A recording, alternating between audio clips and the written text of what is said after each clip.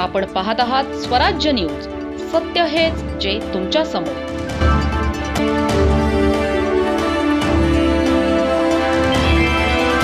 राज्य शासनाने जाहीर केलेल्या पुण्यश्लोक अहिल्याबाई होळकर शेतकरी कर्जमाफी योजनेच्या अंमलबजावणीवर आता प्रश्नचिन्ह उपस्थित होत आहेत. याच पार्श्वभूमीवर क्रांतिकारी शेतकरी संघटनेने धुळे जिल्हाधिकाऱ्यांना निवेदन सादर केले आहे. शेतकऱ्यांना 0% व्याजदराने कर्जमुक्तीचा लाभ मिळावा यासाठी शासनाने स्पष्ट निर्देश देण्याची मागणी करण्यात आली आहे.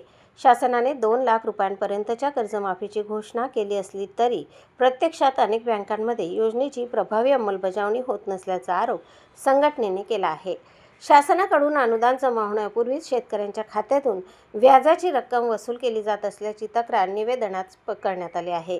यामुळे कर्जमाफीचा लाभ मिळण्याऐवजी शेतकऱ्यांवर अतिरिक्त आर्थिक भार पडत असल्याचे संघटनेचे म्हणणे आहे.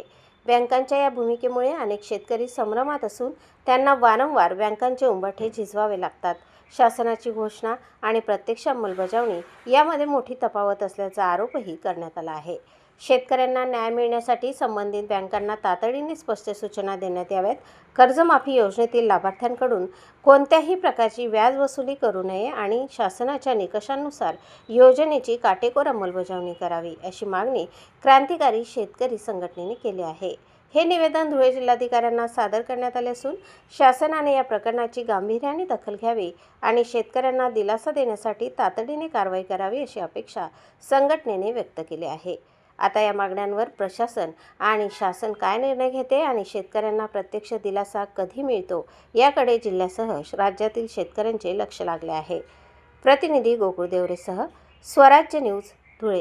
ही अहिल्याबाई पुण्यश्लोक अहिल्याबाई देवी होळकर या नावाने जी योजना सुरू केली त्या नावाची योजना खरोखर आम्ही स्वागत करतो. 2 लाख पर्यंत. आता आमचे शिरडाण्याचे शेतकरी आहेत, यांचं सेंट्रल बँक ऑफ इंडियामध्ये खातं आहे, त्यांचं कर्ज आहे 21,000 शासनाने यादीमध्ये दिलेलं आहे 50 आणि टोटल व्याज होतं 29,000.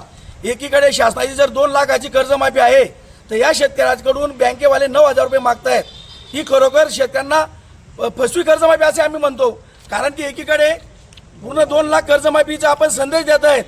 राष्ट्रीयकृत बँकेना तसं पत्र द्या. ही जी घोड आहेत याद्यामध्ये त्याचा कुठेतरी धुळे जिल्ह्यामध्ये कमी जास्त प्रमाणात शेतकऱ्यांच्या अकाउंटला पैसे येत आहेत.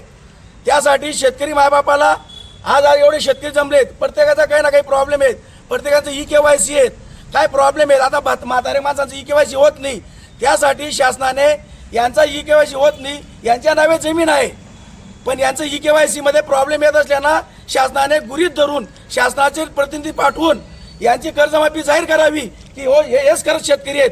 पण हा जो प्रॉब्लेम आहे या शासनाने आपल्या जिल्हाधिकारी मॅडम आणि बँकेच्या अधिकाऱ्यांची मीटिंग घेऊन हा जो प्रत्येक बँकेत आलेला प्रॉब्लेम आहे, आता सर्व मंडळी पाहत आहेत, या सर्वांचा प्रॉब्लेम तो EKYC होत नाही वय उद्योग मंडळींचा.